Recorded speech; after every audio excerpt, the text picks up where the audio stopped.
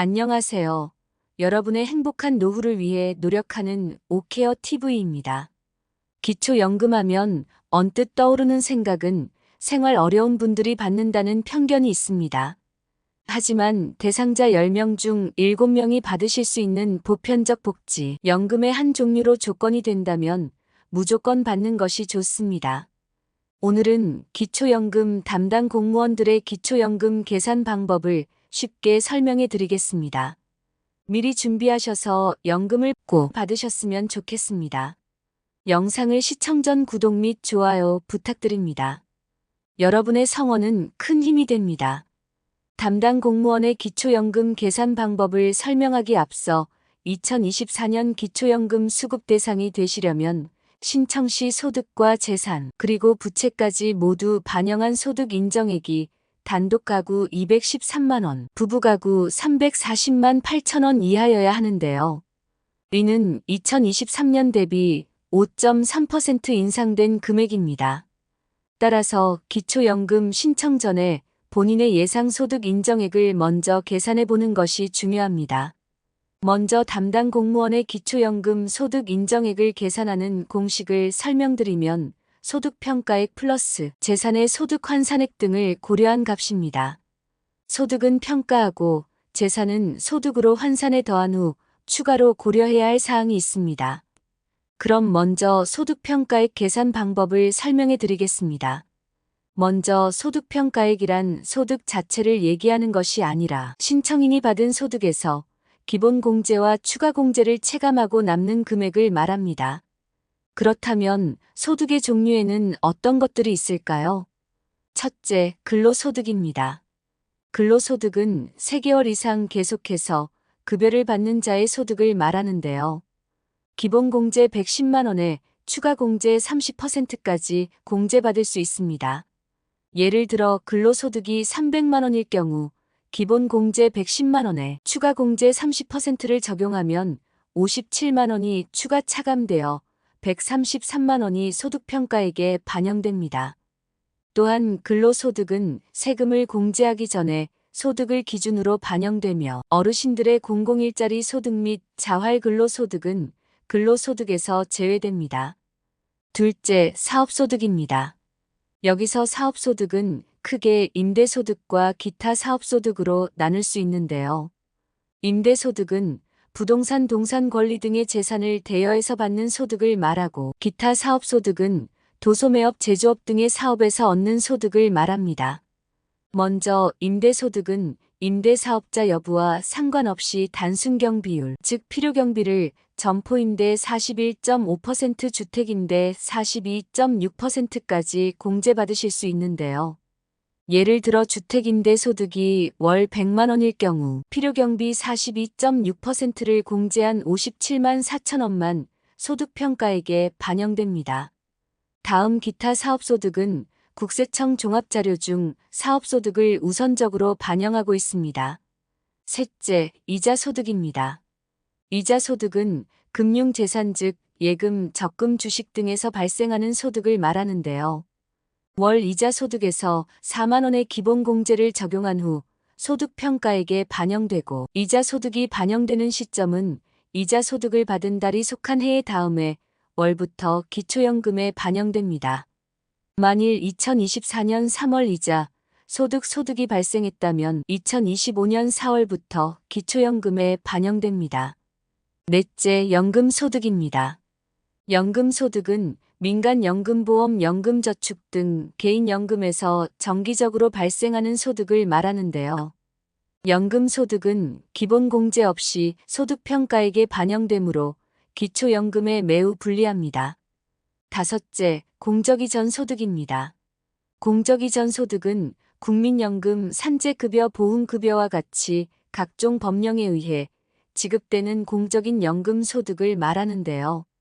공적 이전 소득은 개인연금 소득과 마찬가지로 기본공제가 없고 국민연금의 경우 연계 감액까지 적용될 수 있으므로 기초연금에 가장 불리하다고 할 수 있습니다. 마지막으로 무료 임차소득입니다. 무료 임차소득은 자녀 소유의 시가표준액 6억 원 이상 고가주택에 거주할 경우 월세에 상응하는 금액을 소득으로 인정하는 것을 말합니다. 거주하고 있는 자녀 소유 주택이 시가표준액 6억 원이면 39만 원, 8억 원이면 52만 원, 10억 원이면 65만 원이 부모의 소득평가액에 반영됩니다. 다음은 재산소득 환산액 계산 방법에 대해 설명드리겠습니다. 재산의 소득 환산액을 구하는 공식은 일반 재산과 금융 재산을 더한 후 부채를 빼주고 여기에 소득 환산율 4%를 곱해주고 이것을 다시 12개월로 나눠주면 됩니다. 먼저 일반 재산에는 부동산 임차보증금, 자동차 등이 있는데요. 부동산은 시가의 50에서 60% 정도 되는 시가표준액 즉 공시가를 기준으로 계산되고 임차보증금은 기본 공제 5%만을 공제받을 수 있습니다. 또한 자동차는 기초연금 신청조사 당시의 중고차 가격을 기준으로 반영됩니다. 이렇게 계산된 부동산 임차보증금, 자동차 등의 일반 재산의 합계에서 지역별 기본공제를 차감받을 수 있는데요. 대도시 특례시는 1억 3,500만 원, 중소도시는 8,500만 원, 농어촌은 7,250만 원을 공제받을 수 있습니다.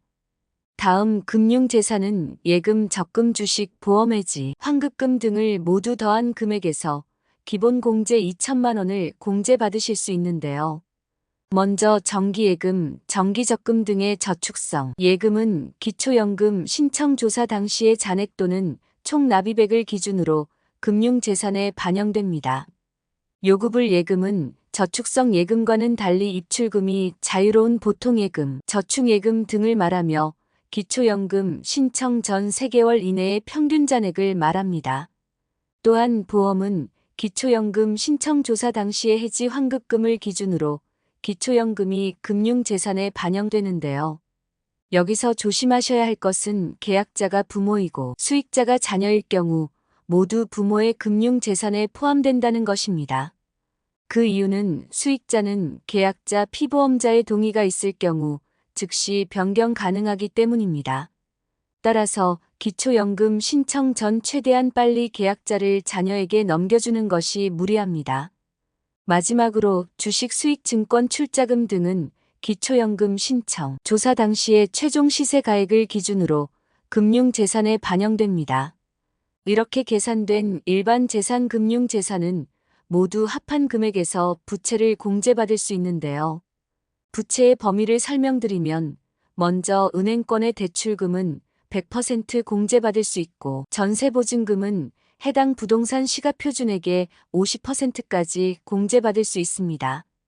또한 주택연금, 농지연금은 담보대출의 성격을 띠고 있으므로 받으신 만큼 100% 부채로 공제받을 수 있습니다. 단 카드론과 같은 현금 서비스나 가족 간의 차용증에 의한 돈거래는 부채로 인정받을 수 없습니다.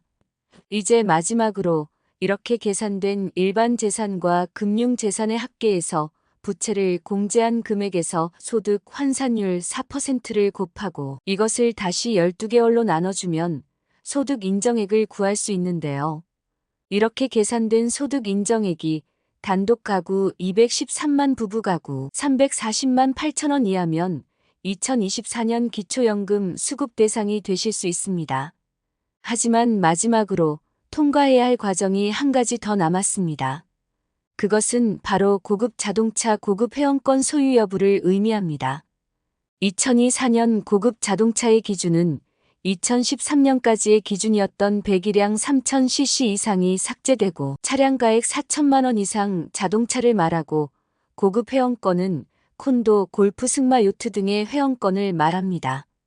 따라서 고급 자동차와 회원권을 소유했다면 일반 재산, 금융 재산에 적용되는 소득 환산율 4% 그리고 12개월 분할도 받지 못하게 되니까 기초연금 무조건 탈락이라고 보시면 됩니다.